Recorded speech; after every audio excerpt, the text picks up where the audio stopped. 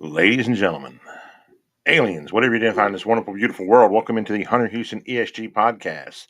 Before we start the show, let's give a shout out to the PlayStation 8 Dead podcast on YouTube, Rumble, many different places.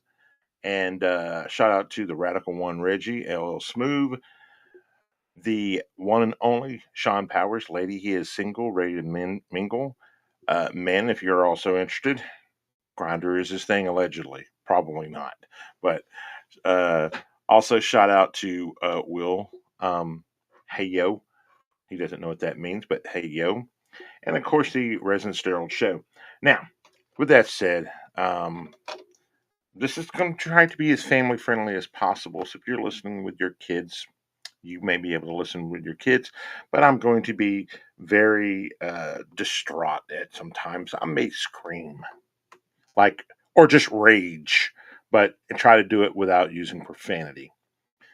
Now, with that said, IGN is absolute and utter trash. They basically, if I am Pearl Abyss company that released Crimson Desert, okay, Crimson Dawn on my mind, I would sue them for tampering with stock prices, and I think many gaming companies should sue some of these alleged game journalists for doing what they're doing because it's messing with stock prices because they lost like 15 or 20% thanks to IGN's bullcrap. And I'm going to show you people this. Now, IGN will give very horrible, and I mean horrible games, good ratings. Let's go to the, here we go, right here. Let's find out this thing. IGN article. Apparently, Crimson Desert is not good enough for investors. Has stock prices plummet? Yeah, because of you clowns and your bullcrap. Um, many people are kind of pissing on. Now, no, there was no hype before this game. Before like 2 or 3 weeks ago, no hype whatsoever. It was just, hey, game was a game. It was a good game. I knew about this game over 5 years ago. So to me, this is basically maybe, the masses or whoever decided to hype this game at the last minute. There was no buzz about this game and it came out of nowhere. Then I think that's basically because they didn't give, certain developers certain things, or they basically, not developers, sorry, certain reviewers, certain things or whatever. And long story short, I think a lot of people wanted this game to fail. Now, no, has it failed? No, it sold a lot of copies. The Metacritic score right now is 78 out of 100, which is very good. And overall review from what I've played, I will show video for myself. I would say it is a solid 7.5 or a 8 in general. Just because graphic wise, it's beautiful. But if you don't have like an upgrade system or something like that, it's going to look good, but it ain't going to look great. If you have a PS5 Pro or an Xbox X Series, that's going to look pretty decent. If you have a high end PC, man, it's going to be amazing. Now, if I had to take some things off so it would look even cleaner and better on a, original PS5. And it looks a lot better now that I know what the specs need to be. But if I'd left it as it was, it would have been disappointing. And not in a bad way, because we've gotten so focused on graphics and not gameplay. Gameplay wise, I love it so far. I took advice and changed with the control response like over 100, so it moves as it should move at least, or how's you would see a action adventure game. I love the game. I have nothing but great things to say about Crimson Desert. And let's move over to actually show some of my video of Crimson Desert here. And all I did was show the opening for Crimson Desert. I'm not one of these people who's like, hey, I'm gonna show you like gameplay and ruin it for you. I'm a bad person. I'm not that bad of a person. But if I was any gaming company and someone pissed on my game and made my stock prices drop the way the IGN made their stock prices drop or whatever, I would be suing them. There would be no, oh, I'm gonna let it go. No, you're being sued because you not just involuntary, but you volunteered to do that to my company. I don't want to have that. All right, so let's go to YouTube, Crimson Desert. Let's go look at this real quick here. And there's my gameplay. Hunter Houston ESG podcast. I also have gameplay for lots of other games. Ghost of Yute. I'm going to put the Ghost of Yute multiplayer up eventually. For Legends and talk about that. I'm not talking about that this show. I'd like to put that in another show because I have been spending many hours on that as well. Let's just let this run for a minute. Hello, ladies and gentlemen. I just want to say at the opening, just had like a little bit of a fight. Graphic wise, I'm Not on like a original PS5. I do not have very the sexy. updated I PS would Pro. I would want to be with I am him. on Go the. ahead and mute this. But yes, as you can see by watching this, it looks unbelievably good. The draw rate is amazing. Got nothing but love for this game. Again, I think people are just hating because they're losers. Um, but I don't want to show a lot, and this is like at the very beginning. I strongly recommend this game to you. If you ever want to play something different, and it's very big and it's very massive, it makes you feel overwhelming. I recommend it to my homeboy JoJo. Shout out JoJo. I know you sometimes watch this on YouTube, so thank you. It'd be nice if rather than just watching in silence, you give a like, share, and subscribe. I already know you're subscribed, but a like, share, and tell your friends, your family members, tell an alien, tell an illegal alien. Maybe he will like it. Shout out to our people who watch in Mexico, Guatemala, my family in Guatemala. Simon, I'm glad you're doing better. And many others around the world, Germany. What is it? One person in Portugal who watches. So shout out Portugal as well. To the one person in Portugal who watches the show, to the 7 people in Germany, Jawohl. Now, with that said, to me, I think Crimson Desert is misunderstood. A lot of people are just not getting it right now. And I think once they do a couple more updates, I mean, if you're a PC guy, the only complaint you have is you can't play with your mouse and keyboard correctly. And they said they're working on that and fixing that for you. But if you're a console guy, there's small little complaints. But again, no one dogged down Witcher 3 with all Witcher 3's problems at the very beginning that they fixed. And then it's like, oh, it's the greatest game since sliced bread. I'm fully erect, that type of stuff. But no. And just same thing with Morrowinds and so forth. So many people are quick to piss on certain games for no other reason than just to piss on those games. And it's sad.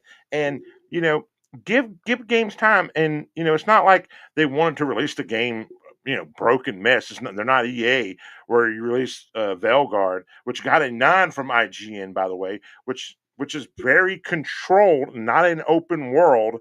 It's a very controlled linear world, and it's not a bad game. It's just a 7.5. It's basically what Crimson Desert currently is, or an 8. Veilguard, is not a bad game.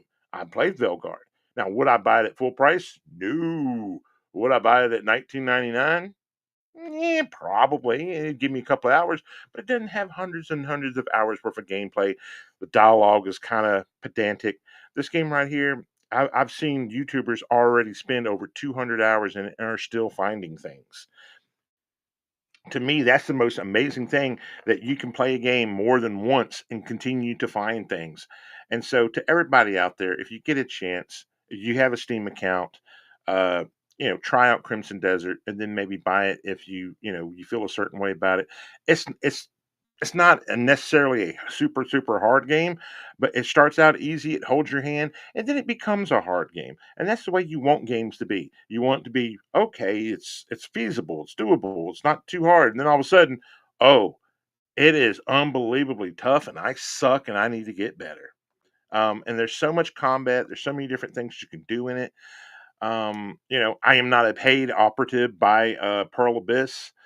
So I have nothing to do with, I wasn't given a retail copy or anything like that. Look, man, I'm wearing like a Dollar Tree thing. I'm wearing a Goodwill shirt that people think I work for this stupid company. What is this? Blanchard's or whatever cat company. People think I work for those clowns. I'm like, yeah, I work from dude. This is a shirt, and it's a super nice shirt that I got from Goodwill for like $5. So yeah, the Pearl Abyss is going to give me a copy of their game. No, I don't qualify for that, and that's okay. But with that said, give the game a try. It's IGN, and let's just do again. IGN probably did this to basically hype up their numbers to get people to go to their website and see their bad review. No, no other question than just doing it for the sake of doing that. So let's try going over here to IGN real quick and taking a look at their bull crap when it comes to their reviews. So now, note I had typed in IGN. If you can read here, if those that aren't reading, and my bad spelling, if my life depended on a spelling contest, I would be gone really quick. I'm more of a talker than I am a speller. Now, says IGN reviews gamers thought were bad. All right, so let's go on here. Let's open up for more. Okay, Cuphead, their review here struggles just Cyberpunk. Just certain things where they gave good reviews or bad reviews that people probably think God Hand. A low score went on to become a meme for being a example of critics not understanding a niche cult classic. God Hand's a good game. I recommend people play it. But there are many different games that these clowns, and they are clowns, that have given bad reviews to Super Game. Gamers need to retire the fake outrage when it comes to reviews. No, I think the reviewers have a little too much power and they treat gamers like crap. And again, this is why most people now trust their favorite YouTubers or people who play the game live. They don't trust people who play the game outside of that. Play the game. If you're watching somebody play the game on YouTube, Kick, Twitch, wherever, shout out to Twitch, shout out to Kick. I need to start doing stuff with Kick. Kick is very uh, not user friendly for poor people like myself. So do better, Kick. Or someone hooked me up with a setup where I can do Kick.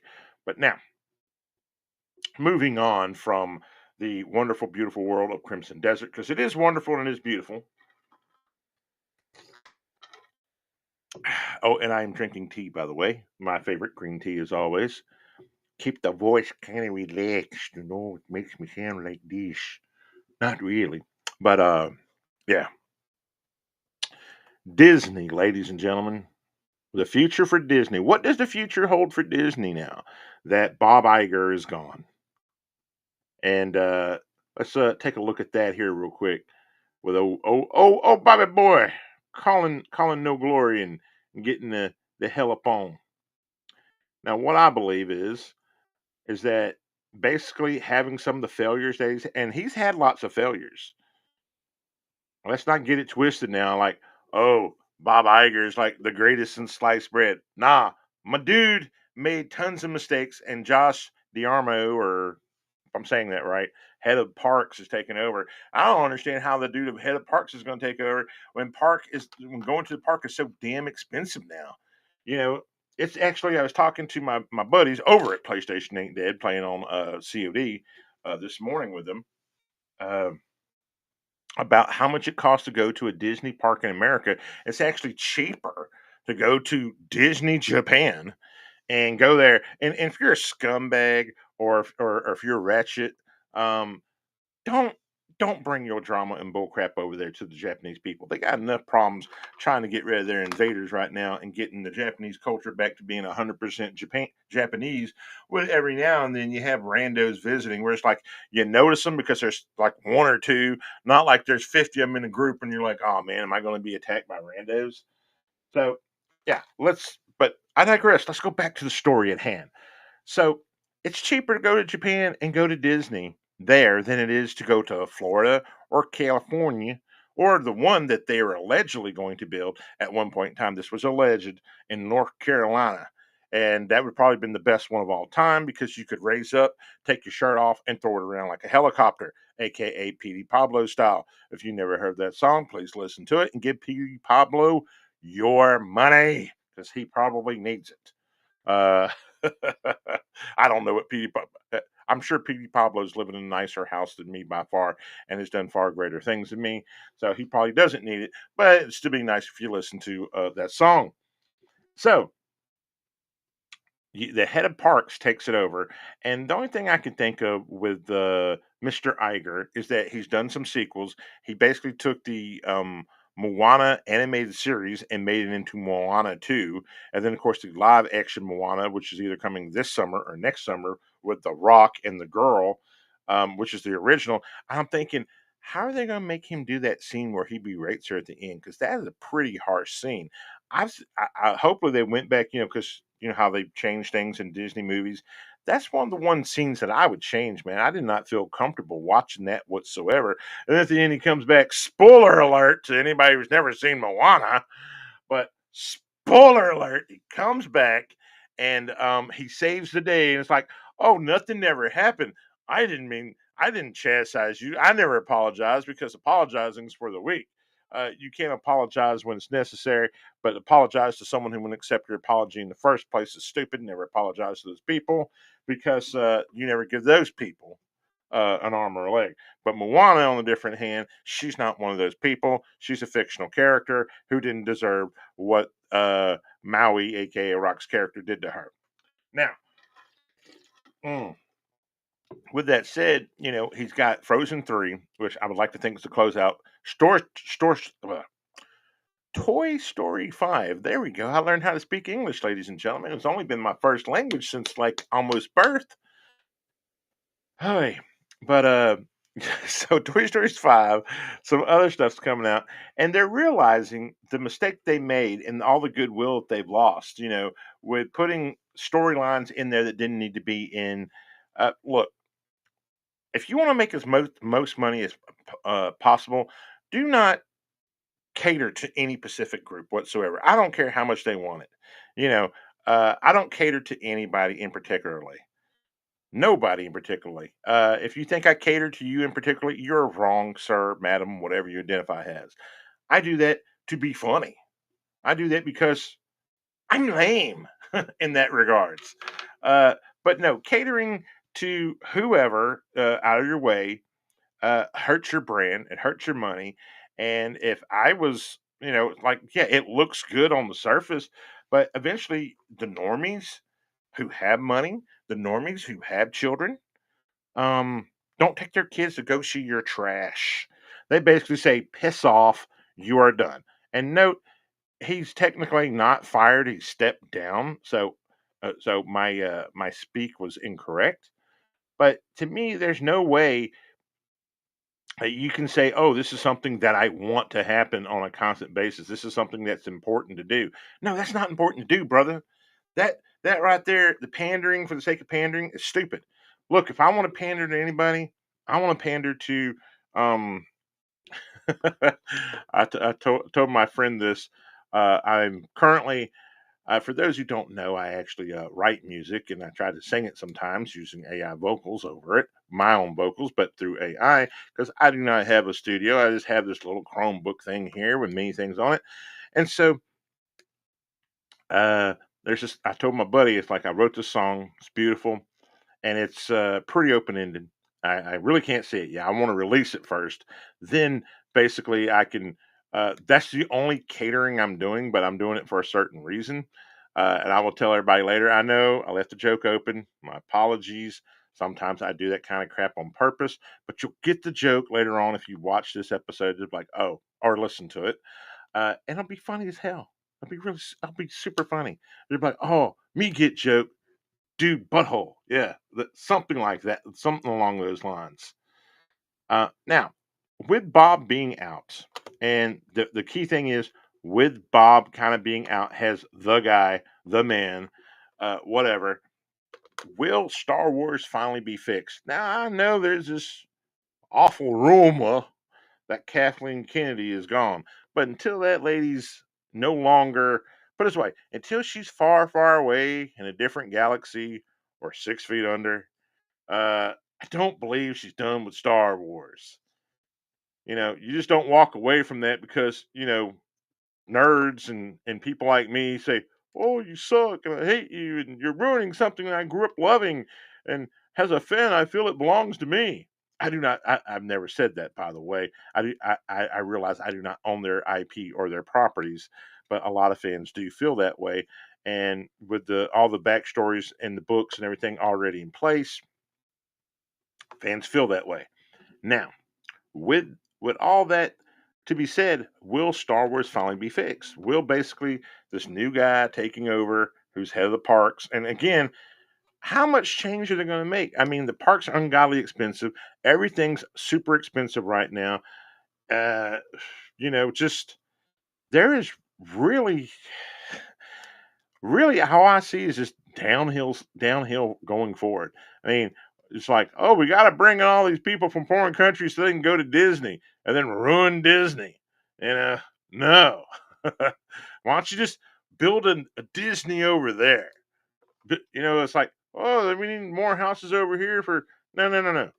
Just build houses over there for them. Keep them where they at. We good over here. Yo, homie, country fool. How up is Shanfika? Uh, for the for those who speak German, there you go. For my German crowd, they know what's up. Um, but with Disney doing this, will it fix a lot of their problems? No, because if it's a hand-picked successor like this time, and it's a guy who raised all the park prices. Now their stock did go up once he decided to step down, but if their stock did go up when he decided to step down, then I haven't seen any changes at the park ticket prices because that's what I look for. I haven't seen anything that says, "Hey, we're going to lower this and make this more of a family-friendly experience." So none of that has taken place. None of that's even close to taking place. So until there are some major changes, and I can go back to Disney World again. I think we went to Disney World when my child was 5. That was a long time ago in a faraway galaxy. I don't ever see myself going back to Disney World again. I see myself going to Universal uh, and going to Harry Potter one and picking out a wand. Actually, I would not pick out a wand. I don't even care if they singled me out. It's like, oh, that dude look like he won't spend no money. Let's get him to buy $100 wand or whatever, because that's something that happened to my brother, or like they picked him out of the crowd. It's like, no, they knew that jackhole had some money, and so it's like, let's get this dude to buy a wand because I think he's got money. There's single me or my child out thinking I got money to buy a wand. I'm like, psych, ain't buying nothing. But you were picked. Well, I guess I was picked, and you should buy it because apparently that's how that works. There, if you're picked, you have to buy a wand or something like that. Good luck with that, homie. I ain't buying nada. But I would go to Universal for Super Mario Land. Super Mario movie will be coming out soon, and I told somebody I think a Mario Odyssey 2 should be happening, or will at least be released, not released, but announced before Mario World is out, or while Mario World's out, or we'll look for because it is the Nintendo Switch 2, which is the worst system ever made. Um, Allegedly, by some people's accounts, not mine. I wouldn't say bad things about Nintendo, how they sue people for patents that they've had for over 20 plus years, and they try to basically keep patents on gameplay stuff that they shouldn't because it's stupid unto itself, and people can't enjoy games other than they make it, but they won't make it because they suck and they don't want to do that. I would never say those things about Nintendo. I love Nintendo and think they're the greatest company of all time, and that they do what's right by the consumer. 100%. They do what's right by the consumer. Is that good enough, sir? Okay. Sorry, yeah. I was just talking to my imaginary friend there.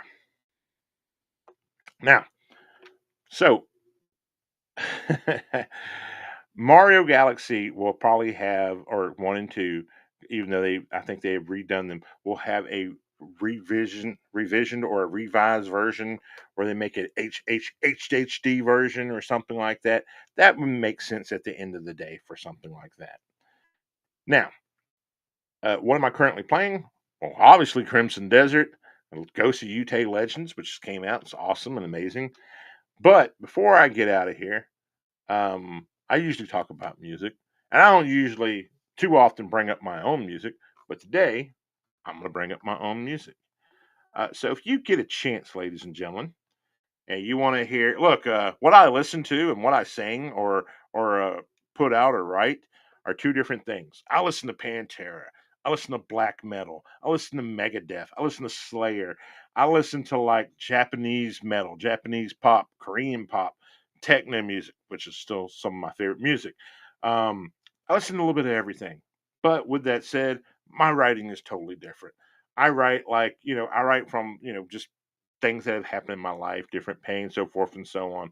So if you, ladies and gentlemen, ever get a chance, take your butt over to Spotify, iHeartRadio, wherever, and check out Tommy Crawford.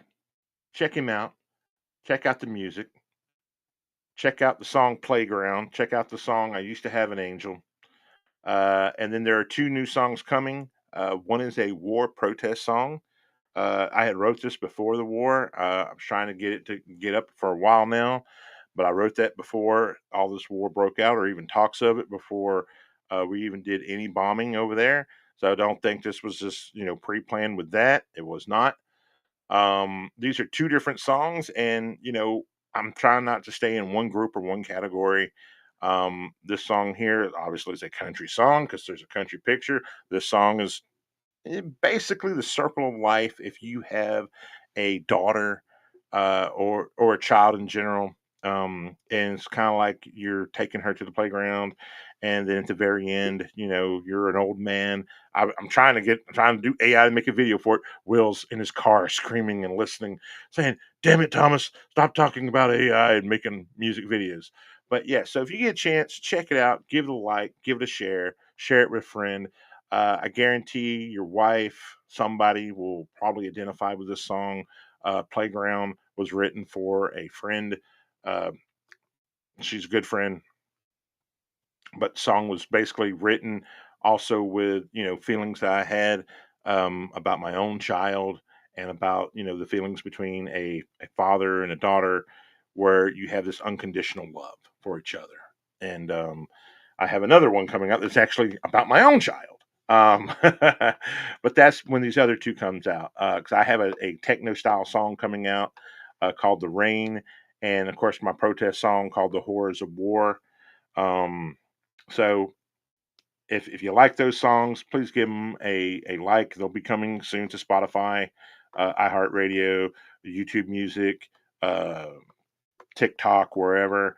Give them a like, follow, share. Add them to like your non-binary playlist.